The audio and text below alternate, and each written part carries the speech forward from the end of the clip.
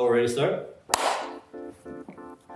What is your favorite word and why does it speak to you? My favorite word, I think it might be providence. It's, there's this divine direction that's kind of guiding us all. And I like, as a writer, as a journalist, a human being, when you just seem to kind of stumble into the right place and it just feels like you were kind of meant to be there.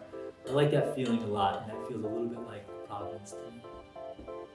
I like the word comprise because most people use it incorrectly, and it makes me feel good to know about a usage that most people get wrong. So I just enjoy any word that makes me feel a teeny bit smarter than other people.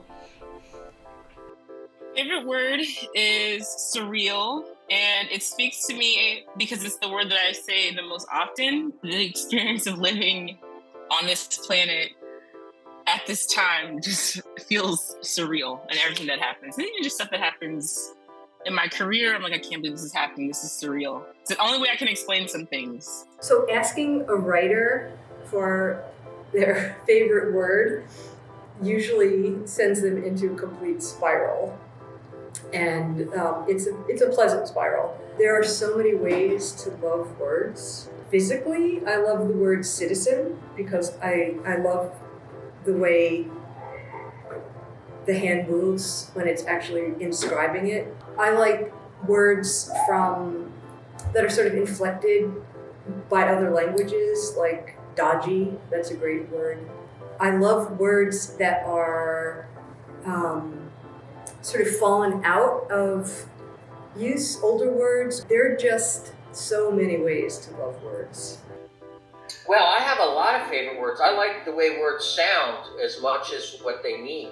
I like the word resplendent. I like onomatopoeias. I like words that sound like what they are. On a spiritual level, I like the word thank you when it's genuine. I like the word coruscate. I like the word elegant. I think the word elegant, I'm not a man of elegance, as you can see, but I like the rhythm of words. As a writer, I like the right word at the right time for the right purpose.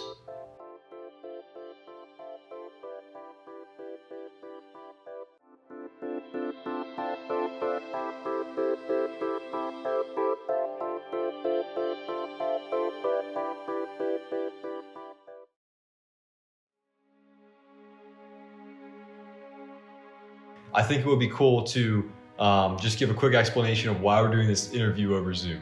I spent about 3 or 4 years taking care of my mom and dad, who both passed away in their late 80s. My brother and I took turns staying at their house so they could live out their final years in their home. And it was very difficult. It was probably the hardest thing I've ever done, even though we had a lot of help. In situations like that, you don't know how long it's going to last or when it's going to end or how it's going to, you have almost no control over anything except I'm here to meet my obligation and to just ride the waves as they come in. And I started feeling, to be honest, like a little resentful. I started feeling trapped, even though I knew I was doing the right thing. And one night, you're staring up at the ceiling. It's been a long day, and you're wondering, my gosh, how much longer is this going to last? I decided that I was still young enough and strong enough at around age 65 that when it was over, I would do something extraordinary, which is what, in my mind, writers do. So I said, you know what, when this is over, I'm going around the world. And I didn't want to go around the world by airplane because it's just not that interesting. My family has a long history of seafaring. My grandfather was a seafarer, my father was a seafarer. I'm going to try to do this by ship. And to work on these ships, you need to be a member of a union called the Seafarers International Union. and I made a deal with the union that I would write stories about the various crew members for their union magazine that comes out once a month in exchange for riding these ships. The first trip was to Northern Europe, then I went cross country to LA. Now this one's taking me to Japan, then we're going to hit South Korea. I'm getting off in South Korea where I have a friend, we're going to hang out, then I'm going to go to Vietnam where I have another friend and we're going to hang out, and then I'm going to try to go to India and see what happens from there.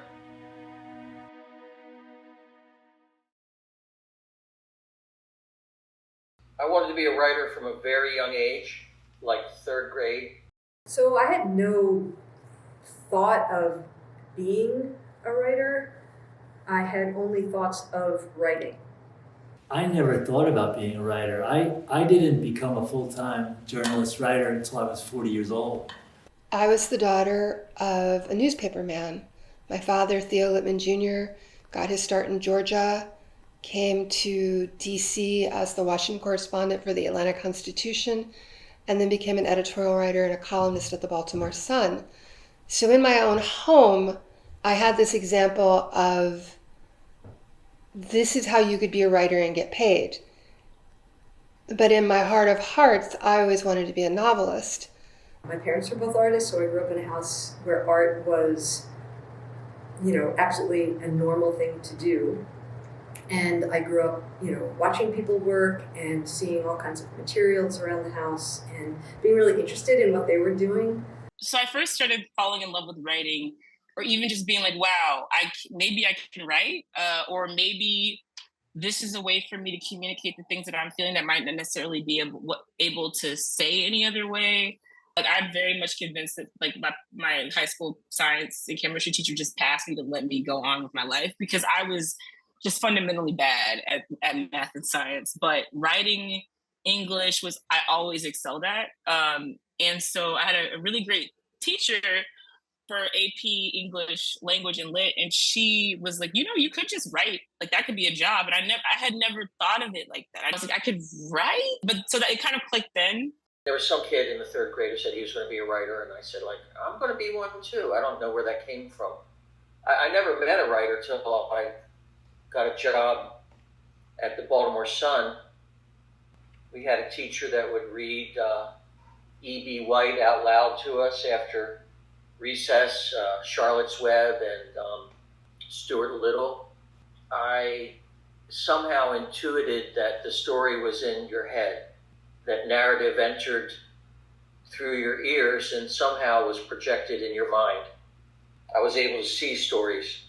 I, loved writing. Always, I loved words. I used to keep, as a, 12, 13, 14-year-old, what I called little quote books with 2 or 3 other friends, and we actually share great overheard quotes and things we read that we kept in these books and new words that we found. And we played a lot of music together also. So I guess I had early on a really potent sense of being in art in community. The actual experience of growing into being a writer for me felt like an extension of who I was and am in the deepest ways. I went to Oberlin College, and there was an amazingly strong community of writers there. And we had professors who really cared about the word and about the practice and about teaching us in community how to be together as artists and how to work. I was introduced to the sort of world poetry scene. Grad school is always rough. It's, way more competitive, and, you learn to get through that as well. I went to the Iowa Writers Workshop and was a teaching writing fellow there after Iowa, traveling on a Fulbright to Poland to work with some young Polish poets who I met at the International Writing Center at Iowa. My sense of, the world of poetry was thankfully far, far bigger than, me, my own life, the particular, books I was reading at the time. That I hadn't expected, but realized kind of in retrospect, I was set up to kind of embrace like a much larger world in poetry. So, though I went to journalism school, and although I'm very proud of the fact that from graduation day onward, I was a professional writer, I really, really wanted to be a full-time novelist. And I didn't have a lot of role models when it came to that. At the time I went to school, if you wanted to be a novelist, the route forward was seen as get a MFA, a Master of Fine Arts in Writing, and then teach. And that is a path that a lot of my friends have taken. So I just taught myself how to write novels on the side. I went to college for a year, played a year of college baseball, flunked out right away, and just didn't have much reason to be there or interest in school. And I started doing construction work. I became a carpenter and started framing houses. And then eventually I kind of stumbled into tending bar, basically just because the bar where I hung out needed a bartender, and I kind of just got the job, and then I became a bar manager there, and I ended up working in bars and restaurants for like the next 15 years. Then at 36, I was really sick and tired of the whole bar business. I just kind of knew I needed to do something else. I just knew there needed to be a little bit something more in life at that point, at 36 years old. And I actually quit and took a job as a bike messenger.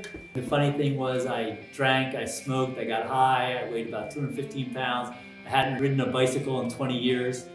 And a roommate suggested I give this crazy job a whirl, and it just turned out to be the greatest thing in the world for me. It just turned out to be life-changing experience. I played bike polo after work on Friday nights and had alley cat races and time trials, and it just became a life-changing experience to be outside every day like that around the seasons and see the cherry blossoms in DC and the summer lilies in the summer come forth, and then you're out there in November when it's freezing cold and pouring rain and you get flat tires all day or whatever, you're kind of battling the elements, and it's a super dangerous job. You end up going to the emergency room, getting hit by cars a couple times if you do it long enough, like I did, and I still have some scars from that, literal scars from that job.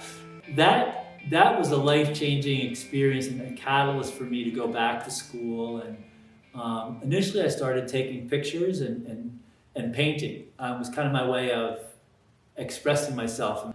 I thought that I would try writing because I just thought it, like, as I was approaching 40 years old, like it was kind of too old to become a painter or a photographer. There's a lot of technical skills to learn. And even though I couldn't type, and I still can't really type, I thought that it was kind of a low entry into some kind of way that I could express what I was absorbing every day and what I was feeling every day, that writing was an outlet that, I could put something on paper or on the computer. And so I started freelance writing a little bit, and my first stories were about being a bike messenger. I wrote about for a magazine called DC Metro Sports about the bike polo we played in the park. That was a fun piece. And I wrote about a guy I worked with who was a elite Ironman triathlete who was in his 50s and had overcome cancer. And so that's kind of kickstarted my writing career. And then, eventually got a job at a weekly newspaper, and I sold a little bike messenger business that I had started to some friends.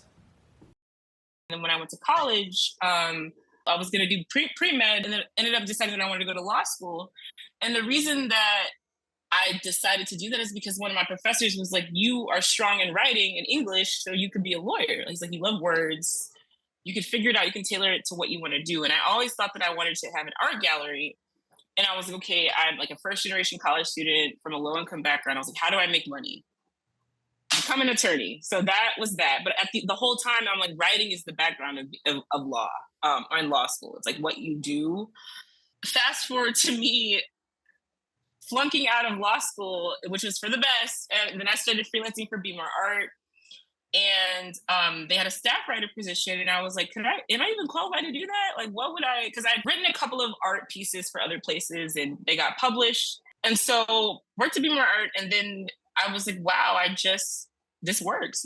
And then when the job at the Baltimore Beat came up, my editor-in-chief, Lisa, reached out and she was like, I would like to hire you to be on the editorial staff. And I didn't think I could do it. I was like, I'm not a journalist. Like because she said newspaper. And that's why I said my idea of writing has changed. I'm grateful for writing, but my perception of what a writer does, it changes all the time. It changes every day. And I also wrote a book a couple of years ago, and I'm working on my second book now. Now I'm like, I have my journalist hat, my book writer hat, and then like my freelance art writer hat. And it's like all of these different things. And like the common thread is still trying to figure that out, but just loving art and loving words.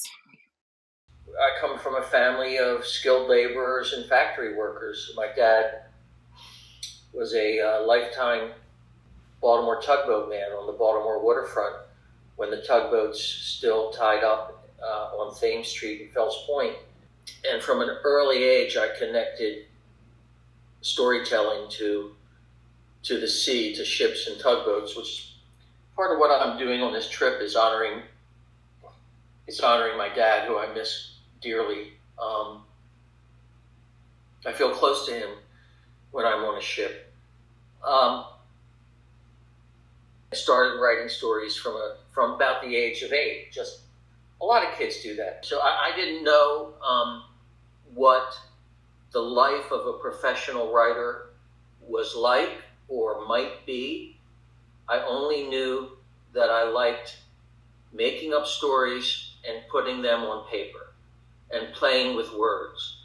Back in the old, I don't know if it's like this anymore, maybe it is, but a lot of men would have workbenches in the basement.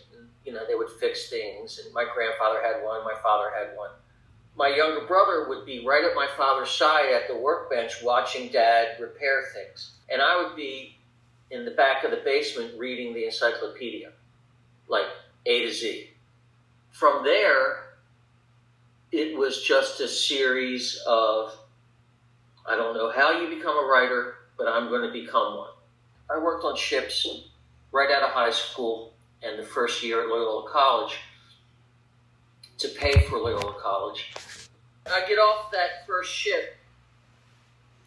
No, I get off the second ship.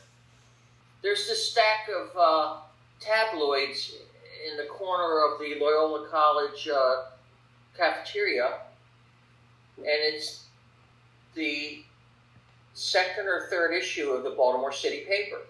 There was a phone number in there. I call them up, and I tell them I'm a writer, and which wasn't a lie, but it wasn't exactly the truth. Like I was starting to write short stories. I was writing a lot when I was on the ship, and they invited me down. What I think enamored me to them was that none of them were really Baltimoreans, maybe one or two, but certainly none of them were Baltimoreans with the blue-collar background that I had. And I wrote for them, my first journalistic story, really, about a longshoremen's strike in Baltimore. And we scooped the Baltimore Sun, which was a pretty big deal. And I started writing for the city paper at the same time. As luck would have it, I landed a job in the Baltimore Sun circulation department dispatching trunks. I saw that there was an opening in the sports department of the Sun for an editorial assistant, and with this clipping I had of the longshoreman story, I got the job, and I was launched. I don't know what my writing career would look like had I not landed on the city desk of what was once a major American newspaper and is now a pile of shit at a very young age, and learned on the job. Didn't go to journalism school, have a degree in English. Literature was always my first love, well before journalism. And I was launched, I didn't have to deal with what a lot of young, aspiring writers do, which is, how am I going to make a living? Because I was lucky enough from the age of 19 to be working at a robust newspaper represented by the Baltimore Washington Newspaper Guild, which means the salaries were fair. They weren't horrible and they weren't great, but they were fair, and you could support your family. And man, that was almost 50 years ago. That was almost 50 years ago. That experience allowed me to have a very solid writing resume that I now, can leverage to get work all over the place. I need to write. Most of the writers I know, it's a borderline compulsion. It's what you do. And if there's a downside to being a writer, it's that it relies on and encourages a temperament that's a bit at a remove. It's, sort of the face pressed against the window, watching the world go by and being more of an observer than a participant. And I teach writing, and I teach mainly older students, people who are retired or, coming to writing pretty late in life.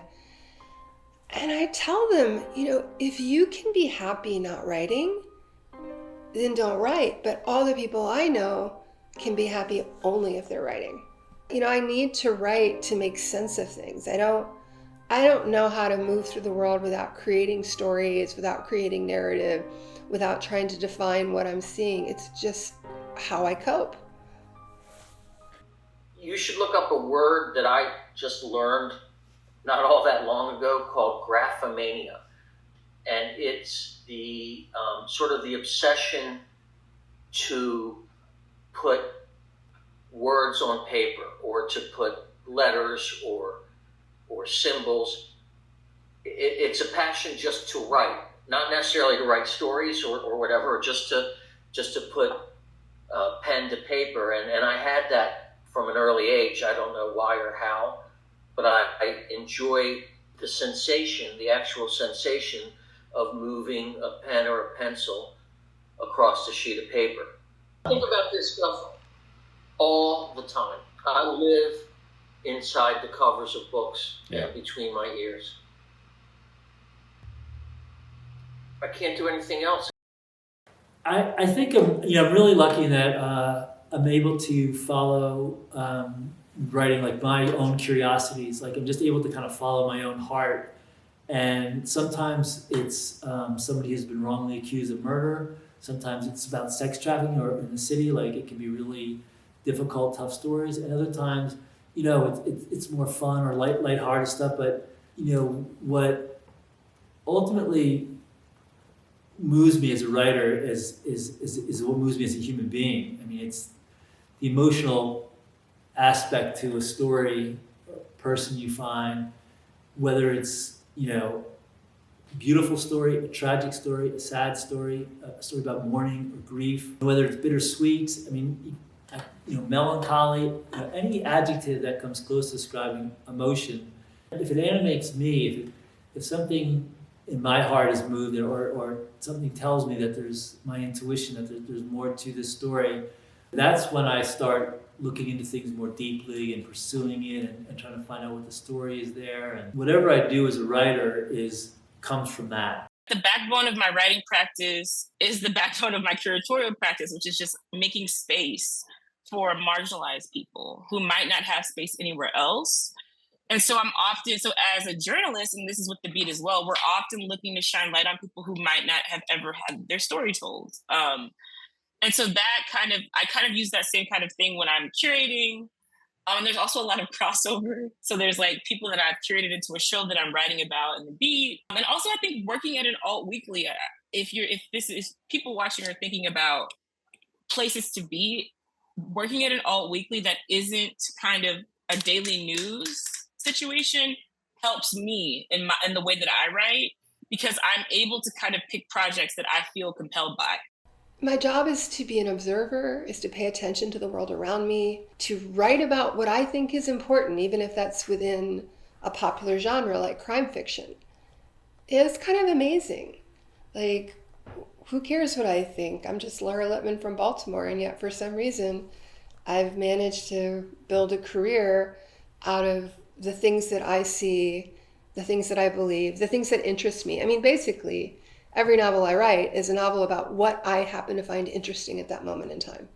Living life as a writer is really about honoring perceptions and being able to build a practice that honors like encounters, honors what I observe every day. And by honor, I mean like take that and lodge it in a journal or a scrap of paper and know that in some way I'm going to be working with that. That's my material. Like that's the stuff of what I, of my life, what makes it into my work. So to have that kind of integrated life and to have a way of walking through the world that is about looking and seeing and holding and then shaping that, like making something. So observations for me are it's really like an actual tactile material. I'm a horrible procrastinator my entire life, and I don't know how to stop doing that. The most difficult thing is every single moment until I start. I have the worst kind of like ADHD paralysis at the beginning where I'm like, I just don't know what to put. And I'm also afraid of the blank page. I'm like, okay, I have all these ideas. What if I miss something? So that's the most difficult part. In journalism, I learned the value of deadlines. I learned to be a good researcher. I'm a good fact checker. Journalism will create certain disciplines. I mean, journalism, you go to work, you're going to write whether you feel like it or not. Journalism doesn't really have any patience for people waiting for their muse to get in touch. And that's a valuable lesson to bring to fiction. In fiction, there are tools that journalists use, like narrative. So I found, the two things do inform one another, strengthen one another. All the disciplines have something to teach each other. I vastly prefer writing fiction, and I find it easier. Nonfiction is much harder because of the reporting and the research and the need for accuracy and fact checking. If I sit in the chair long enough and I stay there long enough, eventually I'll get to the point where I've got a story. Like I've got enough tools, and I'll eventually get there if I put the time in. I don't always know exactly what I'm writing about. It often changes in the reporting and the writing, whether it's any kind of piece, but especially if it's a longer piece. I have an idea going in what it is, and I'll have this anecdotal lead or some story to start with, but I'm kind of sorting it out as I go along. And that's the really hard part about writing, is like, what does this mean? Like, why is it, what's it matter? What's the interesting thing about this? Or it's up to me as a writer to engage the story and the people and everything that's involved, like as deeply as I can, like to wrestle with the story and what I'm learning from it and what it means to the people who are in this story. What the lives that are being impacted, or who's telling the story, or whose story I'm trying to convey, and what insights kind of can be gleaned from that and the way that I can share it. And so the deeper that I engage with it, the more time I spend thinking about it and sorting it out on the page as I go along, I think the stronger it gets. And that's the hard part. I don't necessarily want to go there. I want to kind of get up and eat some breakfast, and I would love to just go out for a long bike ride to start my day. I don't really want to sit in front of the computer and be sorting out what somebody's life or what some experience means on a human level, and how best to convey that. Because I have to wrestle with what it means to me, and then to share it. I don't really romanticize the writing process. I think that's because of my newspaper background. You put your butt in the chair and you start. The word discipline is overused. It's been used a lot about me. Discipline doesn't really exist. As you get more into the science of willpower and discipline, you can't really will yourself or teach yourself to be rigid in your work product. But you can teach yourself good habits. My habit is that I write on weekday mornings. I try to write at least 1,000 words. In the early going, I just kind of keep trying to move forward. I don't try to rewrite. I don't try to be writerly. I'm going to do 5, 6 revisions anyway. So it doesn't matter. Just keep going, keep writing. When I'm in a groove, I enjoy writing. What helps you get into that groove? Coffee. Even on a bad day, I enjoy thinking about it. It's sort of like an endless problem solving. I'm someone who starts my day with a series of puzzles. I play Spelling Bee in the New York Times. I play a game called Connections. Novel writing is just kind of an extension, especially when you write crime novels. It's more puzzle solving, but not in the way people think it is. People think that crime novels are all about the whodunit and do you have a really clever plot and what's the twist? And the problem solving is simply, how do you tell the story? That's the problem you're solving. How do you tell the story so that it's interesting and well-paced and suspenseful for the reader? I don't outline, so I don't actually know everything that's going to happen. Any morning I get words down is gratifying. I don't ever really even if I walked away from my writing desk and was like, none of that work's going to go into the book. I know it has informed the book, that I've learned something from writing it. Just sit down and write, have a practice, have a habit. Don't romanticize it. Don't be precious. Those are all the things that work for me. But you know what? Everybody's different. The thing that's really important that I tell my students is there's not one right way to write. There's a way that's right for you, and only you can figure that out. Students are amazing teachers of mine, and I try to think about approaching, every situation as a student myself. Sitting down to a desk and writing, connects you to, a creative process. Speaking does as well. Having great conversations connects you to a particular kind of flow and cadence and narrative. Essays and poems as different genres are really helpful to sort of investigate separately and together. So at any given time, I have a set of poems going and a set of essays going. If I'm feeling kind of expansive, narrative, like I would like to, tell a story or extend a sentence or link lots of phrases together, I might move into essay work. If I'm feeling that I want to work with lines and shorter segments of thought or segments where space and light are part of the poem, then poem. That's where I go with that.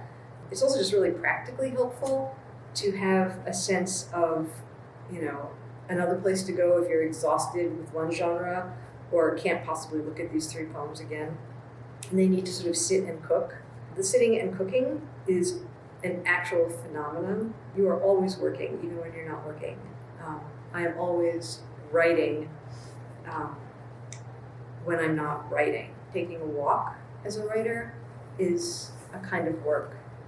Watching, looking, observing, being with stream is a kind of work, right? Especially if you're listening hard and open to kind of what the world is bringing to you.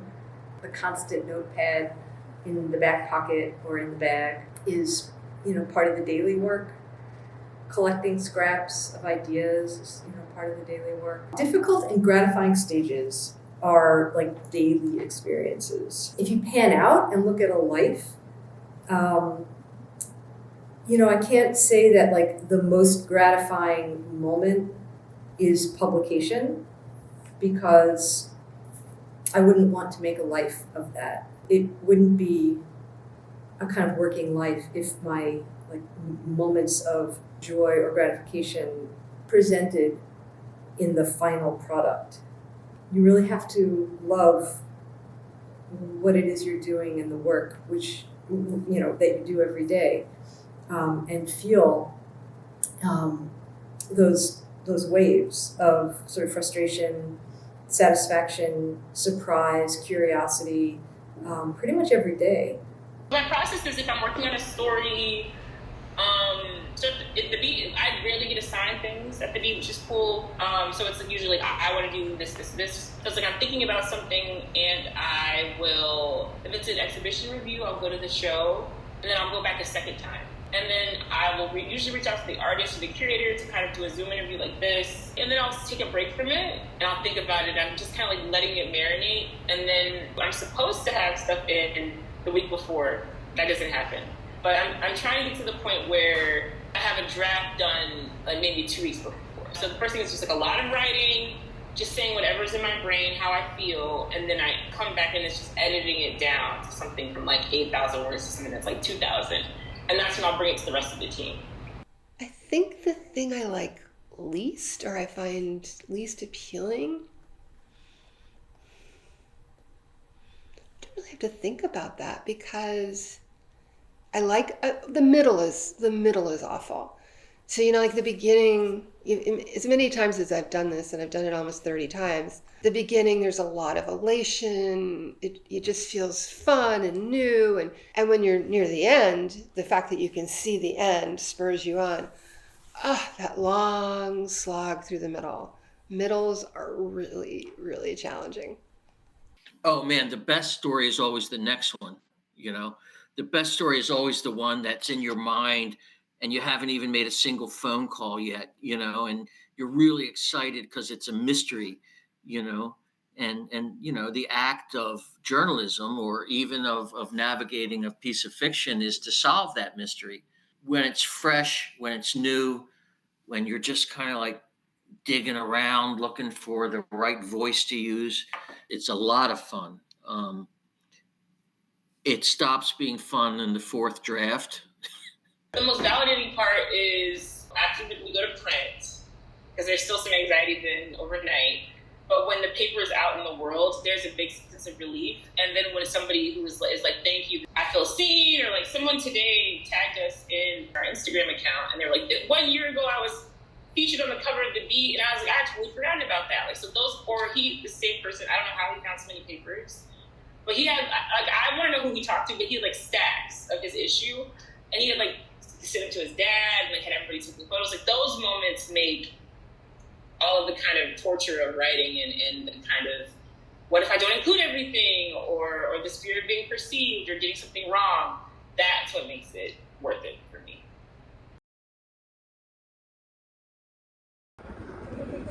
I ride my bike around Baltimore, man. That's my main form of transportation. I still just ride my bike everywhere.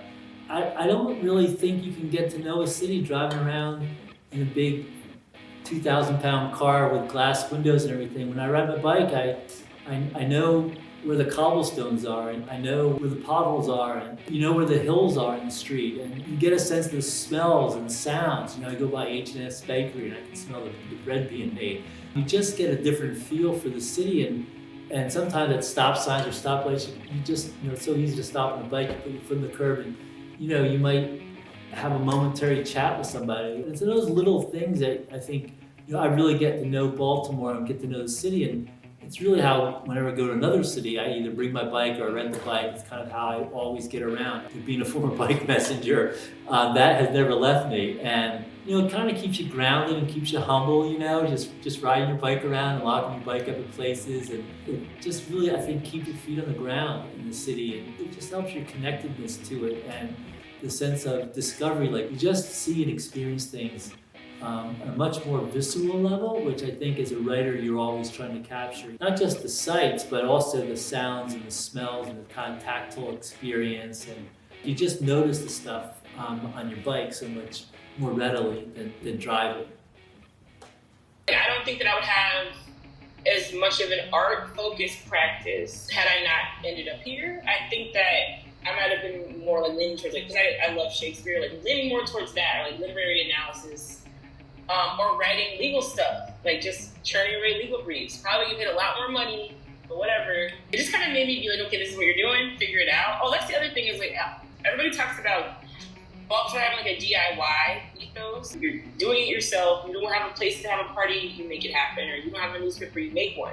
Case in point with the Beat. Being here has forced me to become more comfortable with my writing being read by other people. And I think with Baltimore, it also forced me to kind of just have faith in my writing, I think, and have faith in the work that I'm doing, the work that I'm doing at the Bee, because Baltimore is such a place where, like, I really do believe that if you work really hard at something, you can make whatever you want happen. If you have, like, if you just are, like, determined and focused and, like, have good intentions, I think it's, like, a place where you can make magic happen and manifest things. I can't copy and paste my career anywhere else. You know, if you're willing to pitch in and, you know, get to know people and do some work and volunteer and show up for places and show up for your friends, it's a very kind of welcoming city, very unpretentious. I mean, there's one thing I love, it's just the unpretentiousness of Baltimore. The community here is really supportive and open and completely unpretentious, which is something I really value. It's authentic. Authentic meaning we're doing the work for the sake of the work and supporting each other in that work. So I'm originally from Long Island. I mean, New York is incredibly exciting, and Baltimore is exciting in a very different way. I really wouldn't want to be anywhere else. How has living and working in Baltimore shaped who you are as a writer? Well, I don't expect much.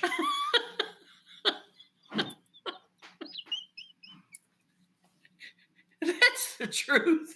You know, Baltimore's a town of getting from one day to the next. It's a tough town, and it always was. But it used to be a tough town with jobs.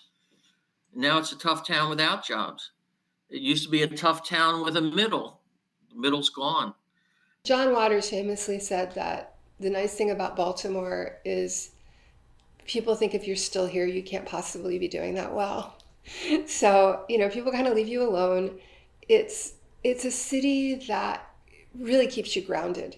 I mean, actually, my friends in New York and Los Angeles, wherever they are, all of my writer friends actually lead pretty normal lives. Baltimore is sort of like hyper normal.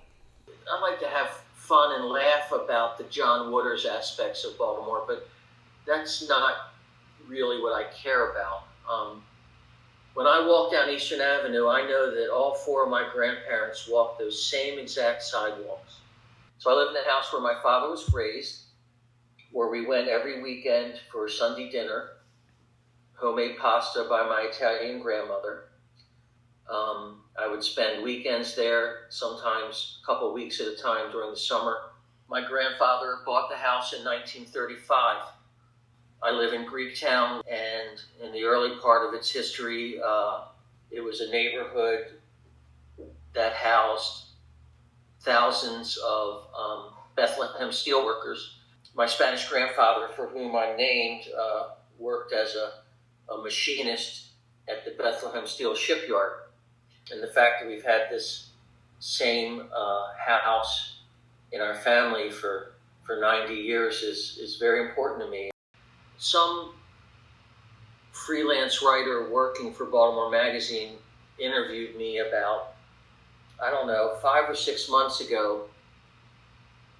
They were coming out with a new version of Baltimore Monopoly, and this guy wanted to know what I thought should be on it.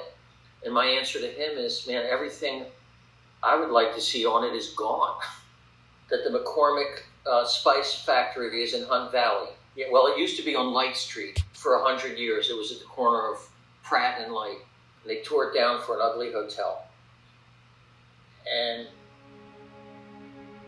I try to preserve those things in my fiction. Like if I was writing a story set in current day Baltimore, if I was in the right mood, I'd write it so that the McCormick factory was still there on Light Street, you know, and you could smell the cinnamon, you could smell the pepper. That's what I mean about how Baltimore was magical to me when I was a kid. You know, in the suburbs, all you smell in summertime is cut grass, you know. No one ever sits on their steps. You don't see people outside that much. Baltimore is the great subject of my life. The source of everything I do is Baltimore City. I don't think you can really separate a writer from the city that they work in. What is endlessly fascinating about Baltimore, you know, is its diversity, its geography, the nature of being a port city, being a big industrial city early in the United States, the history here. I mean, I don't think it's a coincidence that Frederick Douglass, Billie Holiday, Thurgood Marshall, but also Babe Ruth, H.L. Mencken, Edgar Allan Poe are all from Baltimore. It's this crossroads between the North and the South in the United States. And so I think how it shaped me is I'm endlessly curious about Baltimore. Every time you peel back a layer, you find another layer. Every time you find a story, there's a deeper story buried underneath that story. And it has a really important role to play, like in the history of the United States.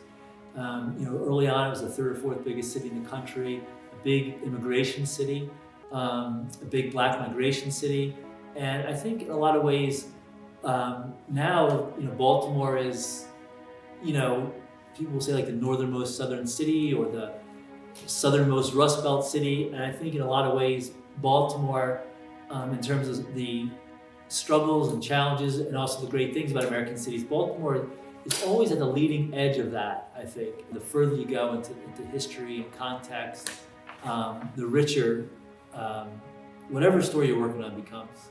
I think Baltimore has a nostalgia problem. And I think nostalgia is very dangerous in general, that the yearning for the good old days, well, good old days for whom? And I think people have a tendency to romanticize the past. I see a lot of my work when I'm writing about the city of Baltimore as kind of a corrective, a reminder that there's a lot bad about the good old days. So if you read slowly and deeply and over a lifetime, and if you have writers who read over a lifetime, you end up having sorts of conversations with them, returning to their poems at various stages in your own life and allowing yourself to be influenced at various stages. The way I read, let's say, Gwendolyn Brooks when I was in college is completely different than the way I read Gwendolyn Brooks now.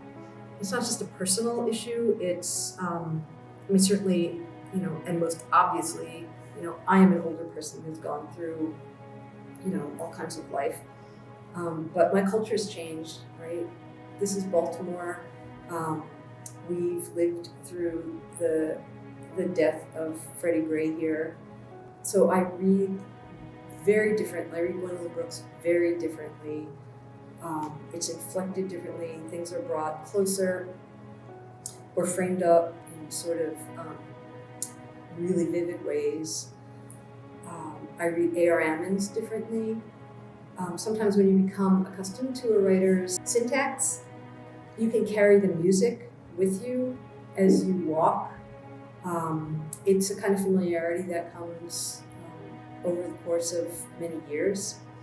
I still read new writers and I'm like, whoa, that was amazing, right? But they're not in my sort of body and blood and cadence in the way that writers I've been reading for 20 or 30 years are. You just get very different things from very long-term relationships. When I moved to Baltimore in 2016, I came here for law school, and I did really well the first year, and then I started doing worse because I was paying more attention to what was going on in the arts community, like at shows, galleries, than I was to school. Most of my friends back then were artists, and I just think that had Baltimore's art scene and artists been so incredible and vibrant and creative, I probably would have graduated or transferred and then just been an attorney somewhere. But I was okay, there's something very special here. Community writers, there's a community of writers in Baltimore, also with just with artists in general, with visual artists and musicians. I think part of being a writer is trying to have a really wide-ranging curiosity about everything. I love going to, especially when it's Baltimore artists at like the Baltimore Museum of Art or the Creative Alliance, and engaging with visual artists and photographers. So usually midway in a draft, the first draft or toward the end of it, I give myself a day to try to create an art project that is based on my book. It's usually about structure and point of view.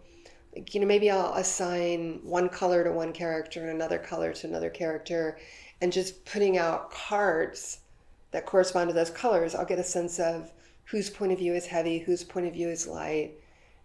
I just have this theory that if it's working, it should kind of look good. You know, for all of us as writers, there comes a point where you kind of go text blind and you're looking at the words on the page and you can't tell anymore if they're any good because you've just been inside the word world too long. And if you can back up and sort of find a version of your novel that doesn't have any words at all, you might learn something. Well, the first thing that comes to mind is collage, because it's like my jam, my research area. And that's what my new book is kind of focusing on. It's again highlighting Black collage artists, but it's talking about like this collage as a methodology. I want people to kind of expand what they think collage is. When you wake up and you decide what you're going to wear, you're collaging. You're making a playlist, like that act of putting one thing next to something else. In the process of researching for the new book, I've been thinking about how research is collaging as well. I'm like, okay, like I'm pulling all these different pieces. I don't know what it's gonna look like at the end, but I'll know when it's done. And then also another kind of media that I have to shout out to, another love-hate relationship, is social media and Instagram. Like I 100%, as much as it drives me crazy and I wish I could delete all of it one day, if I didn't have Instagram, I would not be where I am in my career. And I know that because during the pandemic, all of the art that I can like learned about, read about, whatever, I saw on Instagram. Like I started my Black Collages IG page on Instagram, and that's how it kind of took off and went global. And so I spend a lot of time looking at art on Instagram. Like I consider it research. I use it kind of as a mood board too. So if I'm thinking about a story, I'll like take screenshots of things and kind of move those things around. Music also is part of my writing process. So like there's specific things that I'm listening to when I'm writing, like actual writing or forming ideas. I can't listen to anything with lyrics because my brain will just like latch onto it. So it's just like instrumental, electronic music or jazz. Or if I'm editing, I can kind of like zone out and listen to like stuff that's more familiar because it's more of an automatic process. Yeah, it's just a lot of music, Instagram, and thinking about the collage of how it kind of like is the motor that's behind everything for me. I fall in that camp of like writers who don't like writing. I don't ever really want to write. It just is that I won't get paid if I don't write. So that necessitates the writing. I know it's very popular to say that no one likes writing, people only like having written. I like writing. I don't know what else I could do at this point. I don't really have an interest in going back and swinging a hammer. I'm sure I'm too old to go pedal a bike for a living. And I don't feel like I really have any applicable job skills. Like I read and I talk to people about their lives and stories and I write something about it. Like it seems like a funny way to make a living sometimes. There's no kind of like license to do it or anything. And a writer has no overhead. We're not filmmakers. We don't need to go and beg for money to get a film made. We're not painters, so we're not spending money on paint and canvas. All I need is to go out into the world with one of these and one of these. It's just so great to have a job where you're your own boss. I love that part. At any given moment, I can hang with the cops or I can hang with the robbers, right? I get to play with identity. I get to come out here and pretend I'm a sailor when I'm not. And I can say with great satisfaction that my entire life I have paid my bills and supported my family by trading the written word for dollars. Known for my nonfiction essays and profiles and even to a certain extent obituaries, which I've kind of made a specialty of. But my heart of heart is fiction. I practice 3 or 4 different genres of writing so I can pay my bills. I work for several different publications I have different hats, and the ways that I write for some places don't translate for other places. And so it's an energy switch. If I had been asked, would I ever be an editor at a newspaper or a journalist, I would have said no. But I think that if you would have asked me in college if I would write books, that made more sense to me. And so I'm grateful that I can continue to do that. It's really strange because sometimes I'm like, I really pay my bills from writing. I also have a love-hate relationship with writing because it is something, I'm a horrible procrastinator. There's writing and there's publishing. And it's kind of amazing how different they are. I don't ever think there's been a bigger distance between the two things. And I love to write, and I don't really love publishing. It's almost like a necessary evil. If you're going to be a full-time novelist, you're going to have to publish, you're going to have to tour, you're going to have to deal with the business of marketing and selling yourself. I just don't find it as interesting or fulfilling as the actual writing itself. A lot of writing can be kind of lonely. Working at a desk, hopefully in a spot that's conducive, right? And you're reading and you're moving others' words through your body. But I've been also really lucky to be able to teach and be with students and their practice and sort of strengthen and help them shape, how they move through the world as writers.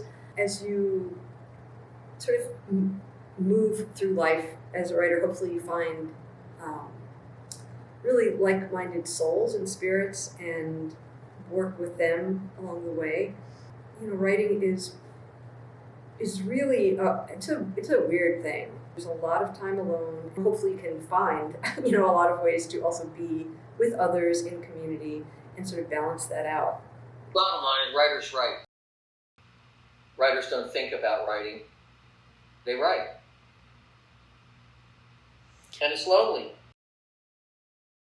You're stuck with your face in a screen or a blank piece of paper. And it's much about who you become as an individual, as a person, as it is what you're doing as putting words on paper. When I'm interviewing people, thinking about audience, when I'm done writing a story or interviewing someone, I always say, thank you for telling me your story. Thank you for trusting me to tell your story. So I'm trying to listen as much as possible. I try to be as collaborative as possible in the process too. For better or for worse, is I do not have any journalism training. I did 2 fellowships after I started at the Beat, but I didn't go to journalism school. And I feel like there's a way of reporting that is very regimented and different that I never learned how to do. And I'm thinking, I think of my writing as storytelling. I'm trying to tell stories. And then other writers, reporters are reporting facts. They're telling you what happened in a more technical way. I want people to feel good when they read what I write. The Beat is physical paper in our very surreal world where print media is dying every day. I have friends that newsrooms are shutting. People I did my fellowship with, this newsroom got shut down. This large media conglomerate bought this one. The paper is not free anymore, X, Y, and Z. And so I'm okay, the news is, I want it to be accessible, and I want somebody to pick it up. And the same with my book is I want people to be proud and take ownership in their story. And I also, by building trust in me, it builds trust in the publication as well.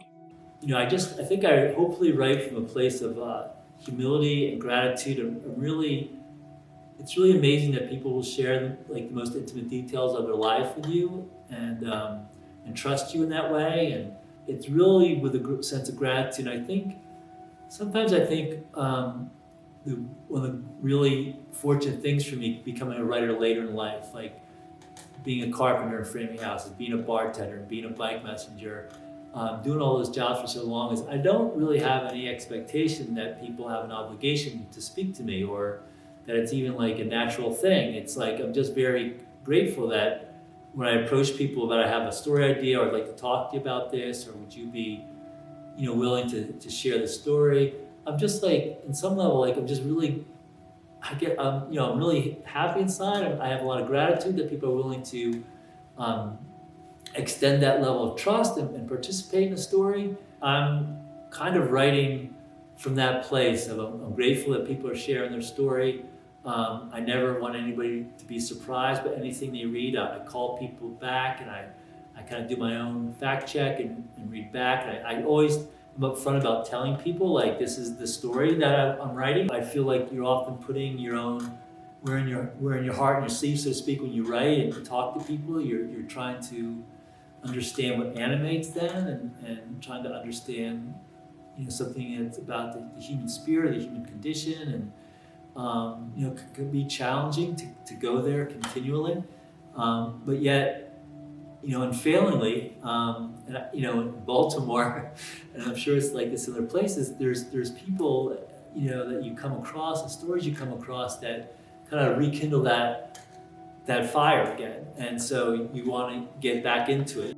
I would say that one of the nice things about my life is that as much as I imagined that being a full-time writer would be a really wonderful thing, being a full-time novelist, in some ways it's even better than I ever thought it could be. And I really do try to be consciously grateful every day that I've gotten to make a living, in a good living. I make more money as a novelist than I was making as a reporter. I try to be grateful for that. How many people wind up doing what they wanted to do when they were in grade school? I've done what I've wanted to do my entire life. You know, I have this skill that I can barter for income, but I also have this artistic side of the coin where I'm hoping to leave some document of the times I lived in, and this, particularly the city I lived in, for people to stumble across when I'm gone and say, "Oh, that's what it was like to live in Baltimore in 1975."